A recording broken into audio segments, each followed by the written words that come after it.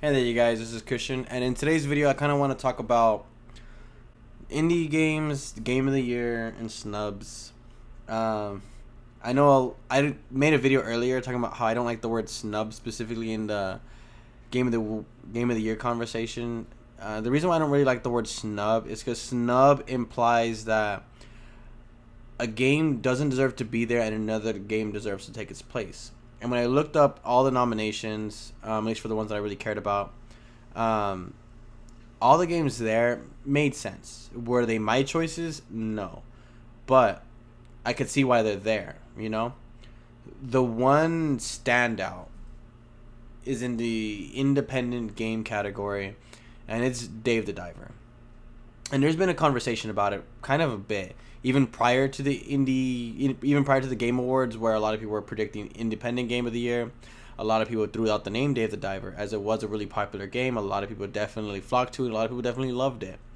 With that being said, um, Dave the Diver is a game developed by a studio called Mint Rocket. Mint Rocket is a studio developed by Nexon or whatever. Big company, big publishing company, and they've been publishing games for years. They are a traditional publishing as far as when it comes to gaming goes. So Mint Rocket is a team developed in that like company. Um, Earlier, I was watching like a Q&A with Jeff Keighley about the Game Awards, and someone did ask him about Dave the Diver and the independent studios, pretty much. And I'm not gonna criticize Jeff Keighley or anything like that. He's does a lot of things. He's a very important person. There's a lot of things that are out of his control. I don't necessarily the answer that he gave about Dave the Diver being an independent game. He said how independent games, indie games, essentially have different meanings for different people. Whether that means you have a small budget, whether that means you're a small team, whether that means you're, whatever, all his different reasonings. With that being said, I do think there's something to be said about the independent game category, and I do think there are interesting definitions of independent. Are you independent from a large publishing like a PlayStation, a Sony, or like a Nexon? Does it mean that you have a small team and a small budget? Because then I could make the argument for a lot of Nintendo games that were made with small teams, small budget. So no, I don't necessarily think indie game means small team, small budget. I don't necessarily think it looks a certain way. Like a lot of people say, Dave the Diver looks like an indie game, so it's in that independent category. I have a firm disagreement with that, and the reason why I have a firm disagreement with people categorizing indie games as, oh, it's just a game that looks a certain way, or it's just a game that is developed by a certain team. There's a couple like documentaries of that I really really liked. The Escapists, or at least the people who used to be on The Escapists, did a really good one for Sea of Stars, that really showcased Sabotage Studios, their struggles to get the game Messenger out, their struggles to go completely independent away from Devolver Digital and really, self-publish Sea of Stars. And it's an amazing game, and it definitely is an independent game, and it's amazing and it's super polished.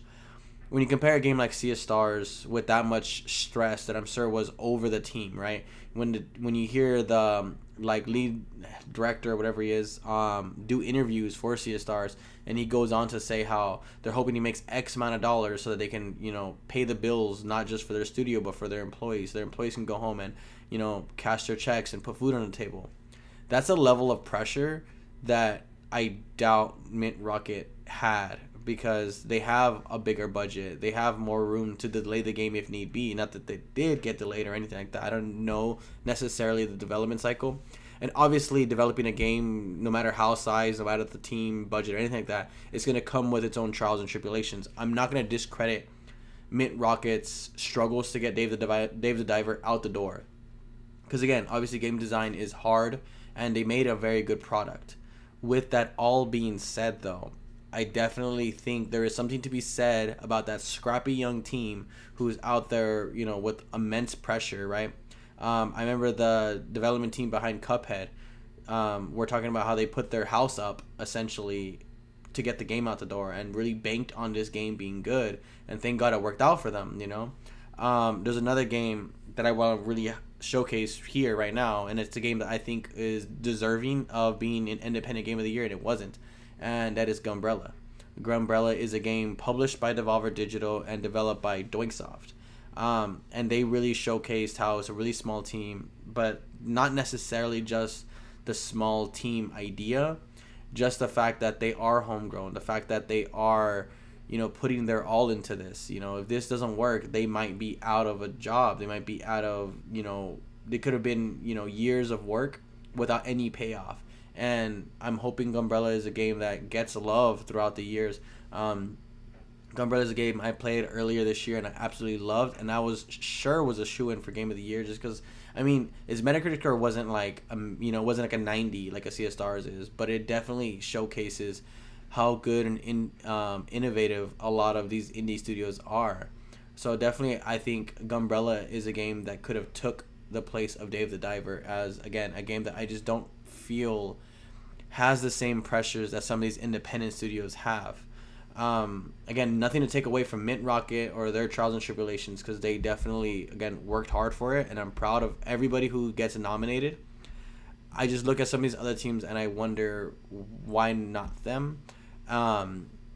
Which brings me to another game that did review really, really highly, but it definitely got very, very overshadowed very, very quickly, and that's Blasphemous 2.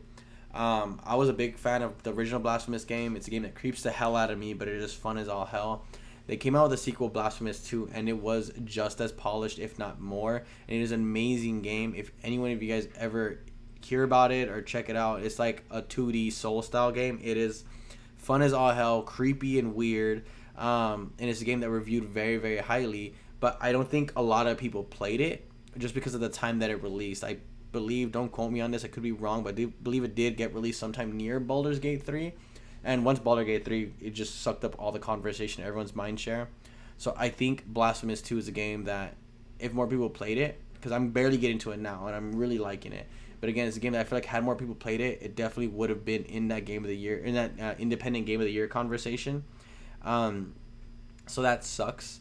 And I think this is another conversation of, I guess the reason why I'm not necessarily as upset as some people are, and it's the fact that I understand that a lot of these media outlets play specific games. They don't have time for every game out there. So I get it that a lot of people didn't get to Blasphemous 2. I guess I just wish a lot more people did, or I wish there's a way to curate some of this so that people, I don't know, I guess there needs to be a better way to give more games a better shake and a better opportunity to get into these conversations. Because I feel like Dave the Diver, again, I think a lot of people just thought it was independent because of the way it looked, voted it in because they really liked the game because it came out at a really good time. And I don't think there's somebody to like double check these games to say, hey, is this fitting this category? Because again, I can say that about a lot of other categories for whatever, but again, specifically the independent category, I think is the toughest hit, just because these teams work so hard under so much pressure, and I think they, of all people, deserve their time in the sun. This is going to bring me to my last game that I think got, quote unquote, snubbed from the, independent Game of the Year conversation, and that's Bomb Rush Cyberpunk. Bomb Rush Cyberpunk, there's a review on the channel if you guys are interested in it. It's an independent game made by Team Reptile. It's like Jet Set Radio vibes / Tony Hawk Pro Skater vibes. It is really, really cool. It is really, really fun. It is very interesting. I really liked it a lot, and I think this might be just my bias because I played the game and I absolutely freaking adored this game. It's a game that I definitely feel like deserves more hype, more conversation. It's a lot of game that are going into 2023. I think people who watch indie games and follow indie games were looking at Bomb Rush Cyberpunk, and it did have eyes on it, but unfortunately, just because of the time that it got released and the year that it got released, it definitely got overshadowed and definitely got overlooked. I just hope that, I don't know, I guess in the future, I hope that there's a better curation as far as people double-checking these games that do get nominated, and hopefully, making sure they fit these specific categories. Obviously, nothing's going to change, nothing's going to happen. I guess I just wanted time to showcase or to talk about these three games being Blasphemous 2, Bomb Rush Cyberpunk, Gunbrella. Phenomenal games, fantastic games. If you guys are looking for some really cool indie games, those are my recommendations as games that I would put up as Indie Game of the Year for 2023, alongside a Sea of Stars, Dredge, Cocoon. Again, there's tons of great games being nominated, and I'm not trying to dunk hard on Dave the Diver. I didn't play it. I'm sure it's a good game based off of what everything people have said. It's just, again, I don't think it necessarily fits the mold of independent game, even though it may look like it.